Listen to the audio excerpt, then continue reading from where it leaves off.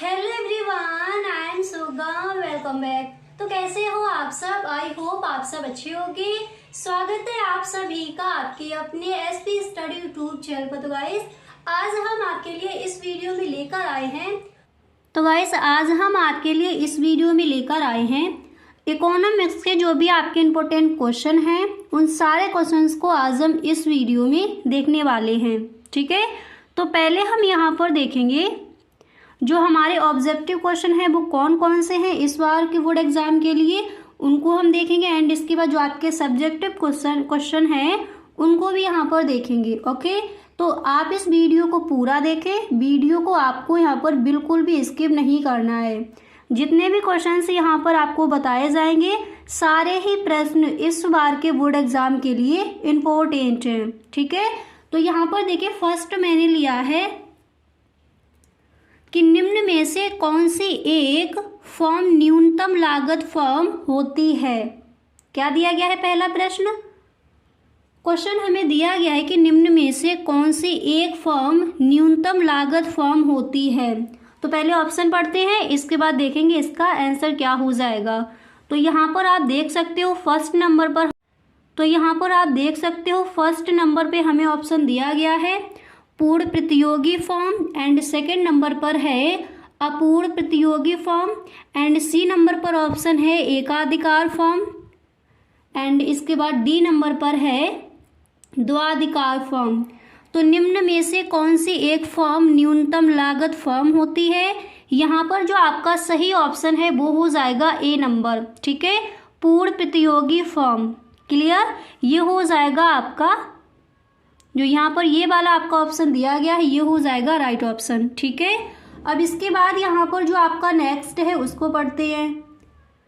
तो देखिए यहाँ पर जो आपका अगला प्रश्न है वो यहाँ पर दिया गया है कि पूर्ण प्रतियोगिता के अंतर्गत एक फर्म की औसत आगम सीमांत आगम कैसी होती है? से कम होती है, या फिर से अधिक होती है, के बराबर होती है, से असमध्य होती है। तो क्वेश्चन क्या है कि पूर्ण प्रतियोगिता के अंतर्गत एक फर्म की औसत आगम सीमांत आगम से कम होती है, या फिर इससे अधिक होती है, या फिर इसके बराबर होती है, या फिर इससे असमध्य होती है। तो यहाँ पर जो आपका राइट जो आपका ऑप्शन है तो वो हो जाएगा आपका सी नंबर।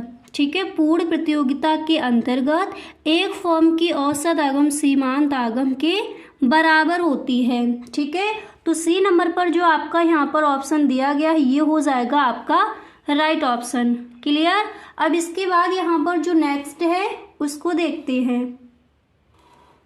तो यहाँ पर आप देख सकते हो जो आपका अगला प्रश्न है।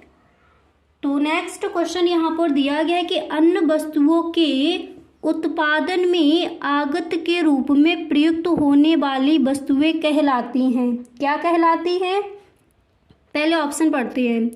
तो ये नंबर पर हमें दिया गया है अंतिम वस्तुएं, बी नंबर पर है मध्यवर्ती वस्तुएं, सी नंबर पर है ए और बी दोनों, एंड डी नंबर पे हमें ऑप्शन मिला है उपभोग वस्तुएं।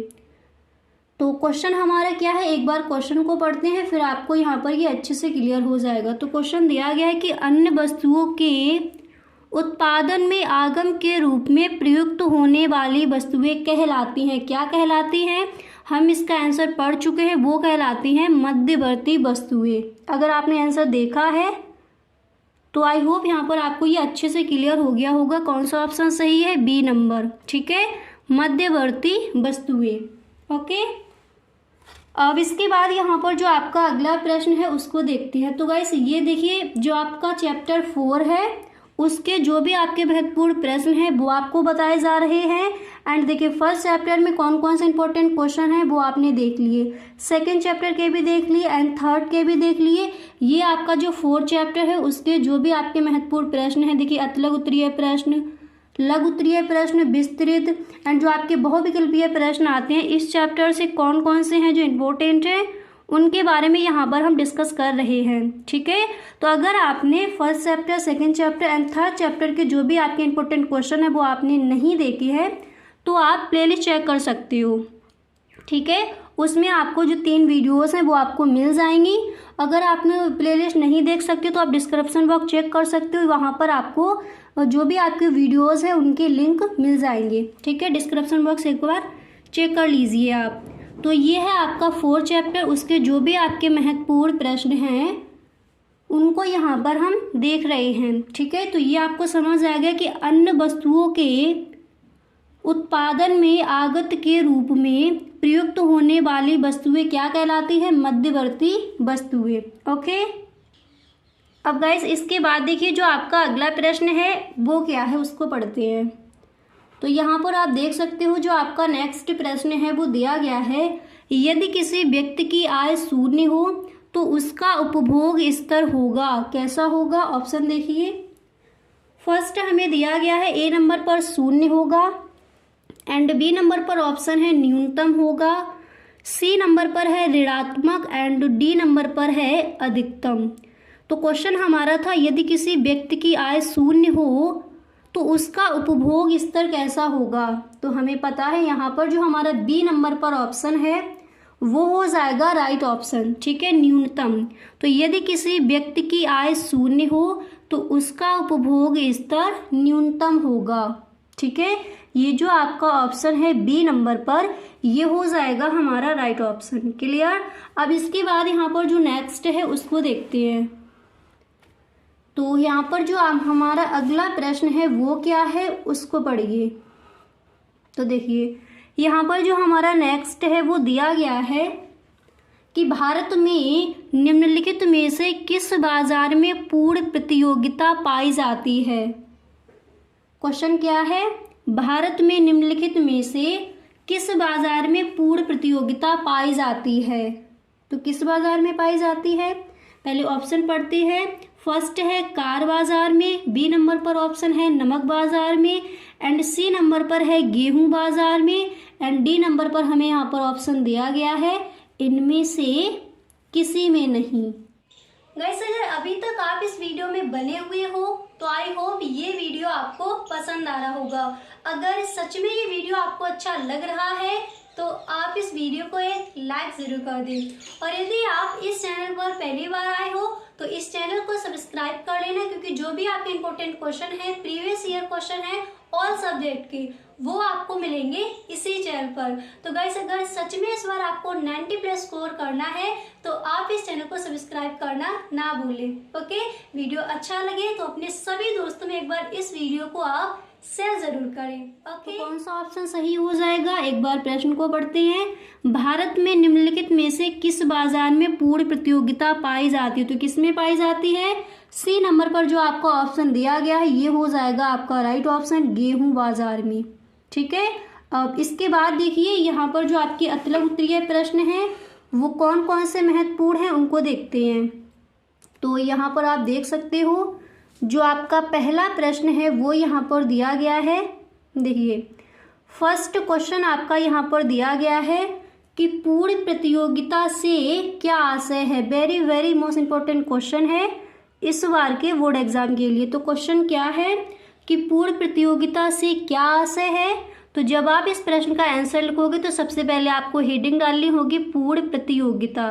ओके, हेडिंग डालने के बाद आप लिखोगे कि पूर्ण प्रतियोगिता बाजार की वह स्थिति है। क्या लिखना है? पूर्ण प्रतियोगिता बाजार की वह स्थिति है। फिर आप लिखोगे जिसमें स्वतंत्र रूप से कार्य करने वाले क्रेताओं व विक्रेताओं की संख्या बहुत अधिक होती है। तो देखिए सबसे पहले आपको करना क्या है? पूर्ण प्रतियोगिता, जैसे आपका क्वेश्चन आस्क किया जाता है बोर्ड एग्जाम में कि पूर्ण प्रतियोगिता से क्या आशय है। तो फर्स्ट यहाँ पर आप हेडिंग डालोगे पूर्ण प्रतियोगिता। हेडिंग डालने के बाद इस तरह से आपको ये लाइन लिख देनी है कि पूर्ण प्रतियोगिता बाजार की वह स्थिति है जिसमें स्वतंत्र रूप से कार्य करने वाले क्रेताओं व विक्रेताओं की संख्या बहुत अधिक होती है। ठीक है, इसके बाद आप लिखोगे उन्हें बाजार का पूर्ण ज्ञान होता है, वस्तु समरूप होती है, उद्योग में फर्मों का प्रवेश व बहिर्गमन स्वतंत्र होता है और इसलिए वस्तु एक ही मूल्य प्रचलित होता है। वस्तु का जो मूल्य है वो एक ही मूल्य प्रचलित होता है। तो आपका क्वेश्चन क्या था, प्रश्न था कि पूर्ण प्रतियोगिता से क्या आशय है। तो फर्स्ट आपको हेडिंग डाली है पूर्ण प्रतियोगिता। उसके बाद आपको लिखना है कि पूर्ण प्रतियोगिता बाजार की वह स्थिति है जिसमें स्वतंत्र रूप से कार्य करने वाले क्रेताओं व विक्रेताओं की संख्या बहुत अधिक होती है, उन्हें बाजार का पूर्ण ज्ञान होता है। इसके बाद आप लिखोगे कि वस्तु समरूप होती है, उद्योग में फर्मों का प्रवेश व बहिर्गमन स्वतंत्र होता है और इसलिए वस्तु एक ही मूल्य प्रचलित होता है। वस्तु का एक ही मूल्य प्रचलित होता है। क्लियर? इस तरह से आप इस प्रश्न का आंसर लिखोगे। अब इसके बाद यहाँ पर जो आपका नेक्स्ट क्वेश्चन है उसको पढ़ते हैं। तो यहाँ पर आप देख सकते हो जो आपका अगला प्रश्न है, तो जो आपका क्वेश्चन है वो क्या दिया गया है कि किसी फर्म के आगम से क्या अभिप्राय है। क्वेश्चन क्या है, किसी फर्म के आगम से क्या अभिप्राय है। तो सबसे पहले आपको करना क्या है, पहले यहाँ पर आप हेडिंग डालोगे किसी फर्म के आगम से। आपका क्वेश्चन है किसी फर्म के आगम से क्या अभिप्राय है। तो देखिए आंसर आप किस तरह से लिखोगे कि किसी वस्तु की बिक्री करने पर फर्म को जो कुल राशि प्राप्त होती है उसे उस फर्म की संप्राप्ति अथवा आगम कहते हैं। ठीक है, इस तरह से आपको इसका आंसर लिखना है। तो किसी फर्म के आगम से क्या अभिप्राय है, तो किस तरह से आपको इस तरह से जो इसका आंसर है इस तरह से आप लिख कर आओगे। ठीक है, आंसर क्या लिखोगे आप, किसी वस्तु की बिक्री करने पर फर्म को जो कुल राशि प्राप्त होती है उसे उस फर्म की संप्राप्ति अथवा आगम कहते हैं। ठीक है, इस तरह से।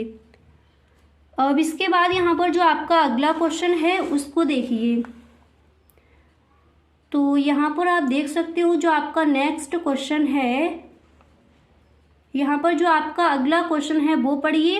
तो प्रश्न आपका है कि कीमत रेखा किसे कहते हैं। कई बार क्वेश्चन आस्क किया गया है बोर्ड एग्जाम में, यानी प्राइस लाइन क्या है। ठीक है, तो देखिए कीमत रेखा किसे कहते हैं। सबसे पहले जब आप इस प्रश्न का आंसर लिखोगे तो हेडिंग डालोगे प्राइस लाइन या फिर कीमत रेखा। फिर आप लिखोगे कि कीमत रेखा वह रेखा है जो एक्स अक्ष के समांतर एक निश्चित कीमत के लिए खींची जाती है। यह फर्म के मांग वक्र को प्रदर्शित करती है। यह बाजार कीमत तथा फर्म के उत्पाद के संबंध को दर्शाती है। सभी फर्मों को इस रेखा का सामना करना पड़ता है।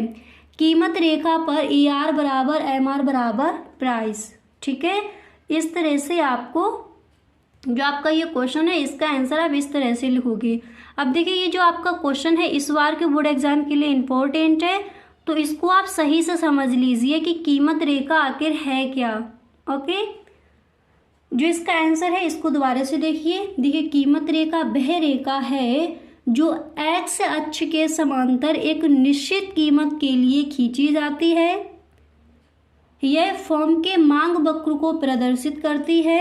यह बाजार कीमत तथा फर्म के उत्पाद के संबंध को दर्शाती है। सभी फर्मों को इस रेखा का सामना करना पड़ता है। फिर आप लिखोगे कि कीमत रेखा पर AR बराबर MR बराबर प्राइस। ठीक है, और इसके बाद यहाँ पर जो आपका नेक्स्ट क्वेश्चन है उसको देखते हैं। तो यहाँ पर आप देख सकते हो जो आपका अगला प्रश्न है क्वेश्चन नंबर 5 यहाँ पर आपका दिया गया है।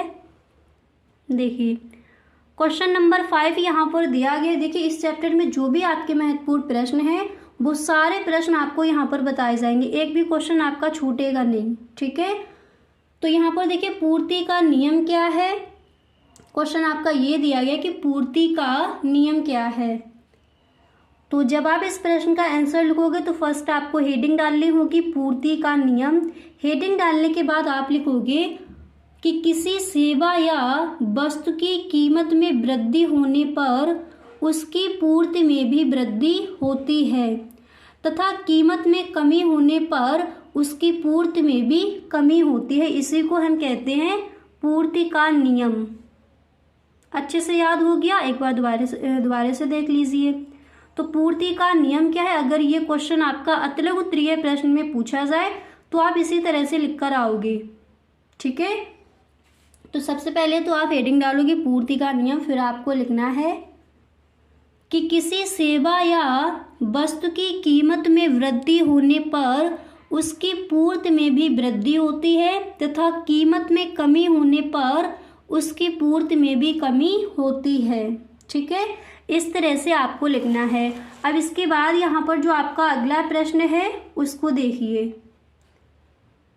तो यहाँ पर आप देख सकते हो जो आपका छठा क्वेश्चन है अतलग उत्तरीय प्रश्न में, वो दिया गया है कि उपभोग की सीमांत प्रवृत्ति से आप क्या समझते हैं। क्वेश्चन क्या है, उपभोग की सीमांत प्रवृत्ति से आप क्या समझते हैं। तो सबसे पहले आप हेडिंग डालोगे उपभोग की सीमांत प्रवृत्ति, इसके बाद आपको लिखना है, देखिए इसके बाद आप लिखोगे कि उपभोग की सीमांत प्रवृत्ति कुल आय में वृद्धि तथा कुल उपभोग में वृद्धि के बीच संबंध स्थापित करती है। ठीक है, किस तरह से आपको लिखना है कि उपभोग की सीमांत प्रवृत्ति से आप क्या समझते हैं।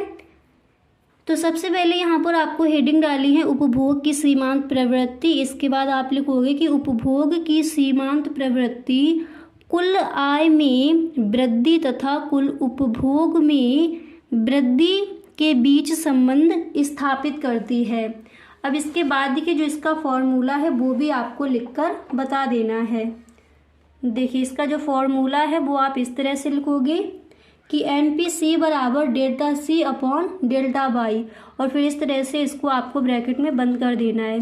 अब इसके बाद यहाँ पर जो आपका अगला प्रश्न है उसको पढ़िए। तो जो आपका नेक्स्ट क्वेश्चन है वो यहाँ पर दिया गया है कि पूर्ण प्रतियोगिता की मुख्य विशेषताएं बताइए। अब देखिए जो भी आपके अतलग उत्तरीय प्रश्न थे वो यहाँ पर आपने देख लिए। ठीक है, अब ये देखिए ये है आपका लघु उत्तरीय प्रश्न। तो पहला प्रश्न क्या है कि पूर्ण प्रतियोगिता की मुख्य विशेषताएं बताइए। तो सबसे पहले आप हेडिंग डालोगे पूर्ण प्रतियोगिता की मुख्य विशेषताएं। ठीक है, एंड हेडिंग डालने के बाद आपको लिखना है, अब देखिए जैसे आपने हेडिंग डाली पूर्ण प्रतियोगिता की जो मुख्य विशेषताएं हैं, हेडिंग डालने के बाद फिर आपको इस तरह से लिखना है कि एक पूर्ण प्रतिस्पर्धी बाजार में निम्नलिखित विशेषताएं पाई जाती हैं। ठीक है, और फिर देखिए यहाँ पर आप फर्स्ट पॉइंट डालोगे, फिर आपको लिखना है कि क्रेताओं और विक्रेताओं की संख्या बहुत अधिक होती है, इतनी अधिक कि कोई भी क्रेता अथवा विक्रेता अकेले वस्तु की कीमत को प्रभावित नहीं कर सकता। ठीक है, क्या लिखना है आपको, देखिए पहले आप फर्स्ट पॉइंट डालोगे, फिर यहाँ पर आप लिखोगे कि क्रेताओं और विक्रेताओं की संख्या बहुत अधिक होती है, इतनी अधिक कि कोई भी क्रेता अथवा विक्रेता अकेले वस्तु की कीमत को प्रभावित नहीं कर सकता। एंड इसके बाद आपको यहाँ पर सेकंड पॉइंट डालना है, फिर उसमें आप लिखोगे कि बिक्री की जाने वाली वस्तु की सभी इकाइयाँ समान होनी चाहिए, उनके आकार, रंग, रूप, गुण आदि में कोई अंतर नहीं होना चाहिए। इसके बाद आप लिखोगे कि इस प्रकार वस्तु की इकाइयाँ एक दूसरे की पूर्ण स्थानापन्न होती हैं। ठीक है, ठीक है, तो दूसरा पॉइंट डालकर आप किस तरह से लिखोगे कि बिक्री की जाने वाली वस्तु की सभी इकाइयाँ समान होनी चाहिए, उनके आकार, रंग, रूप, गुण आदि में कोई अंतर नहीं होना चाहिए। इस प्रकार वस्तु की इकाइयाँ एक दूसरे की पूर्ण स्थानापन्न होती हैं। अब इसके बाद देखिए यहाँ पर इसके बाद आपको डालना है तीसरा पॉइंट।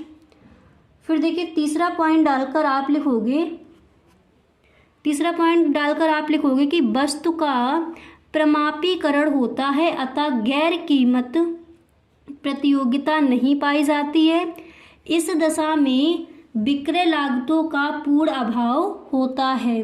ठीक है, इस तरह से आप लिखोगे। अब इसके बाद देखिए,